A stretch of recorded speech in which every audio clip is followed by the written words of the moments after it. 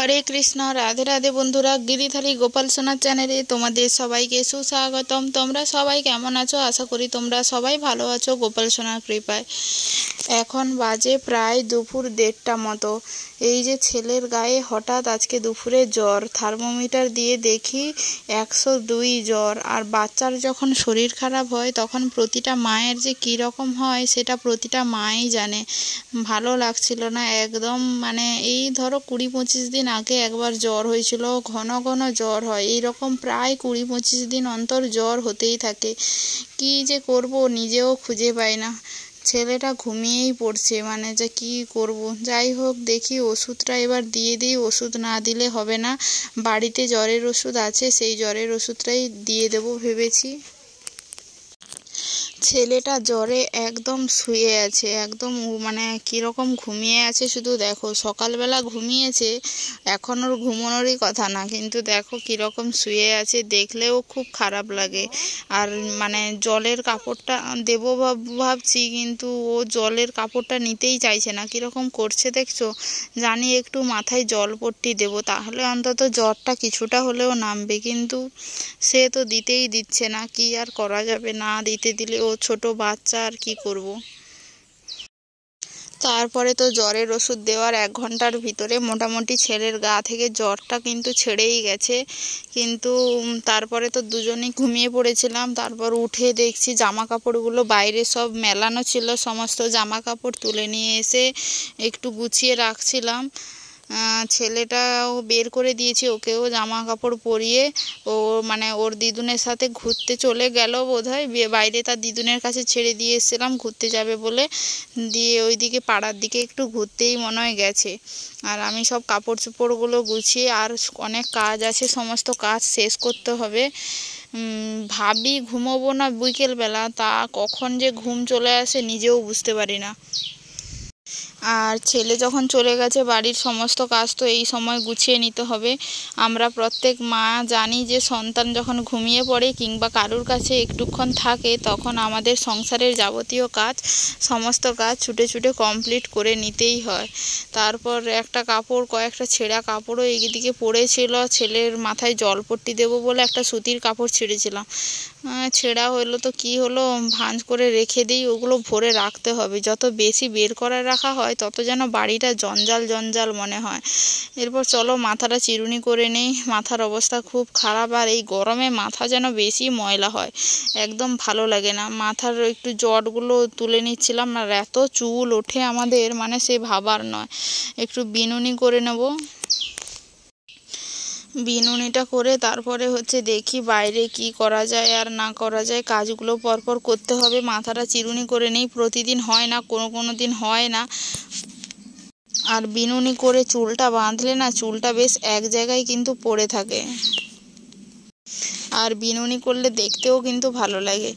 আর এত বড় চুল তো যত্ন ঠিকঠাক নিতেও পারি না, তাই প্রচুর চুল ওঠে। চুল রাখতে হলে চুলের যত্নও করতে হয়, আর চুলের যদি না যত্ন করি তাহলে আর চুল থাকবে। যাই হোক, যা হয় হবে। যাই হোক, তিলকটা ধারণ করে নেই আগে।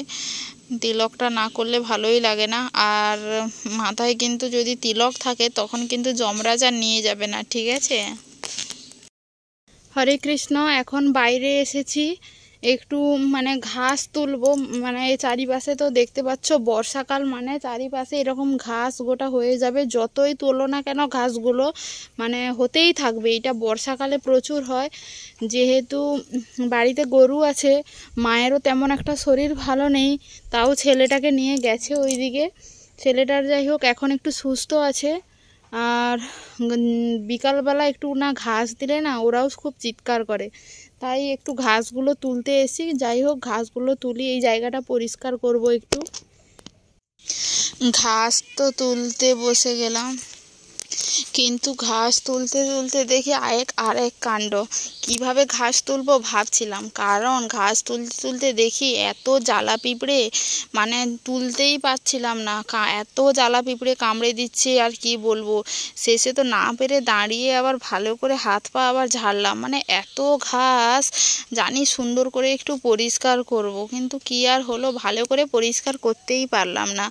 একটু একটু ওখানে এখানে একটু ছুটে ছুটে ছুটে ছুটে যেইটুকু পেরেছি, যাই হোক গরুকে তো দিতেই হবে, ওই রকম অন্তত পক্ষে তুলি, কি আর করব, ভালো করে বসে বসে বড় বড় ঘাসগুলো কোনো রকম তুলে নিয়েছি।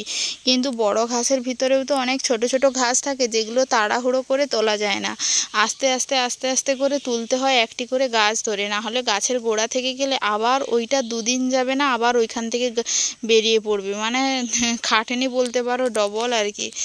যাই হোক গরুর জন্য মোটামুটি মানে পরিষ্কার করি, তারপরে দেখা যাবে আবার পরে পরিষ্কার হয়ে গেলে হয়তো পিঁপড়েগুলো চলেও যেতে পারে এখান থেকে, হয়তো জঙ্গল হয়ে আছে বলে বেশি পিঁপড়েটা মানে বাসা বাঁধছে। আর বর্ষাকাল মানে পিঁপড়ে এইরকম খুব থাকে, বর্ষাকালে প্রচুর পিঁপড়ে, চারিপাশে পিঁপড়ে হয়, যাদের গ্রামের দিকে বাড়ি তারাই খুব ভালো করে জানে।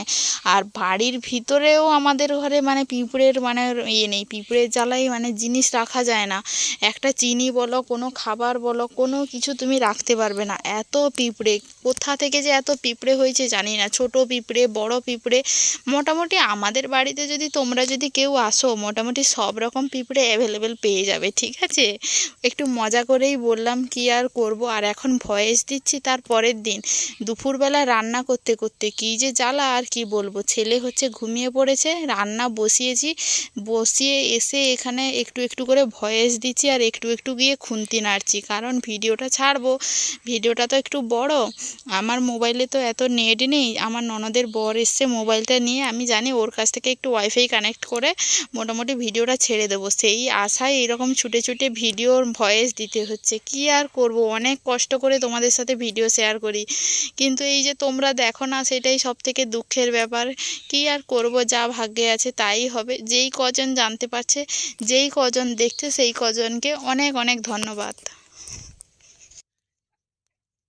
বলতে বলতে তো অনেকটা ঘাস তুলেই ফেলেছি, আর এইখানে অল্প একটু আছে, এইটা তুলেই হচ্ছে দিয়ে দেব, মানে গাইগুলো গরুগুলো হয়তো অপেক্ষা করে বসে আছে কখন দেবে, কারণ প্রত্যেক দিন বিকালবেলা যেহেতু ওদেরকে ঘাস দেওয়া হয়, তাই ওরাও অপেক্ষা করে থাকে, আর না হলে চিৎকারে আর কে থাকে ওদের চিৎকারে, আর ওরা যদি একবার চিৎকার করা আরম্ভ করে দেয় তুমি থাকতেই পারবে না। গামলায় তুলে নিয়েছি ঘাসগুলো, এবার যাই, এবার গাই আর বাছুরটাকে দিয়েই আসি, ওরা আর কতক্ষণ অপেক্ষা করে বসেই থাকবে বলো। চলো। ওদের কিন্তু খুব আনন্দ, এবার দেখো না কতটা তৃপ্তি ভরে ওরা ঘাসটা খাচ্ছে, মা মেয়ে দুজনেরই খুব আনন্দ। যাই হোক ওরা এখানে ঘাস তো খেতে থাকুক, দেখি এর পরের কাজটা কি হয়।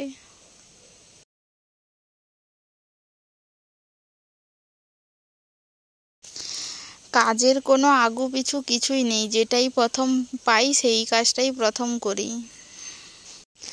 ঘর পরিষ্কার করতে করতে একটা সুন্দর কথা বলি, শোনো। যদি আমাদের জড়জাগতিকভাবে বিচার ধারণা যদি করি, তখন আমরা অনেকেই মনে করি কেউ আমরা গরিব, কেউ আমরা বড়লোক, কাউকে ভগবান অনেক কিছু দেওয়ার পরেও সে বলে আমার নেই। এইটা হয় কারণ আমরা জানি যাদের ঘরে যত বেশি ইনকাম তাদের ঘরে তত বেশি খরচ, যতই থাক না কেন তাও যেন মনে হয় নেই নেই নেই।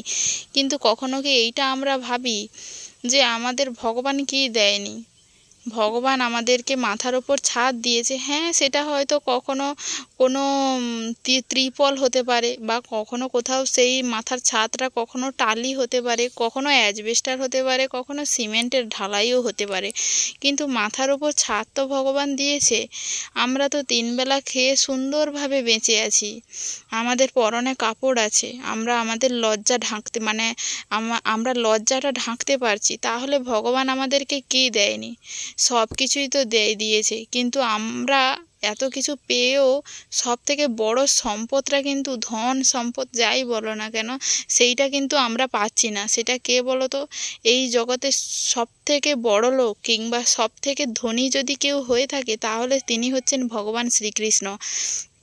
আর কেউ যদি সেই ভগবান শ্রীকৃষ্ণকে পেয়ে যায় তাহলে জগতে মানে সেই তো মানে বড়লোক হয়। বড়লোক হতে গেলে তো সেই বড়লোক কিভাবে হয়েছে, যে বড়লোক তার কাছে গিয়েই তো জানতে হবে। তাহলে আমাদের ভগবান শ্রীকৃষ্ণের কাছে আগে যেতে হবে, তাহলেই তো আমরা জানবো যে উনি কিভাবে ধনী হয়েছেন কিংবা কিভাবে তিনি বড়লোক হয়েছেন। আসল ধনসম্পদ, আসল বড়লোক তো ভগবান। আর যে ভগবানকে পেয়ে যায় সে পৃথিবীর সব কিছু পেয়ে যায়। এই ভগবানকে জানতে কয়েক জন্ম পার করে ফেলতে হয়, তাও আমরা ভগবানকে জানতে পারি না। আমাদের অনেক সৌভাগ্য যে আমরা এই জন্মে একটু হলেও ভগবান শ্রীকৃষ্ণকে একটু হলেও জেনেছি। আমাদের পরম প্রাপ্তি ভগবান আমাদের অনেক কৃপা করেছেন যে এই জন্মে একটু হলেও জানতে পেরেছি ভগবানকে, যেইটা হয়তো মানে আমরা 84 লক্ষ জন্ম ভ্রমণ করে তারপরে এই মনুষ্য জন্ম পেয়েছি। আর এই মনুষ্য জন্মেই একমাত্র ভগবানকে জানা যায়, ভগবানের কাছে ফিরে যেতে পারি, আমরা ভগবদ্ধাম প্রাপ্ত হতে পারি। তাই সবাই এখনও সময় আছে যে ভক্তিপথে এসে ভগবান শ্রীকৃষ্ণের মানে সেবা পূজা, তার আরাধনা, তাকে ভালোবাসার চেষ্টা করি। কয়দিন বা বাঁচবো, অনেকগুলো জন্ম তো কাটিয়ে দিলাম, একটা জন্ম না হয় ভগবান শ্রীকৃষ্ণের চরণে সমর্পিত করো, দেখো না কি হয়। যদি কিছুই না হয়, কোনো যদি লাভ নাই থাকে, তার পরের জন্ম থেকে আর তোমাদের ভগবান শ্রীকৃষ্ণের সেবা করতে হবে না। যাই হোক, একটা সুন্দর কাহিনীর মাধ্যমে ভিডিওটা অনেকটাই এগিয়ে গেছে। আর বিকেলে সমস্ত কাজ করে মোটামুটি রাত 7:30 মতো বাজতে খড় নিয়ে এসে খড়ের আগুনে রুটি ভেজেছি, তারপর আলু সয়াবিনের তরকারি করেছিলাম। এই দিয়ে আজকে রাতে ভগবানের ভোগ সেবা দিলাম। আর একটু শশা ছিল, শশাও দিয়ে দিলাম। যাই হোক, ভিডিওটা ভালো লাগলে অবশ্যই লাইক কমেন্ট শেয়ার করো। আর আমাদের চ্যানেলে নতুন হয়ে থাকলে পাশে থাকা সাবস্ক্রাইব বাটনটি অন করে পাশে থাকো এবং সঙ্গে থাকো। দেখা হচ্ছে কিন্তু নেক্সট ভিডিওতে। হরে কৃষ্ণ, রাধে রাধে, হরি বল।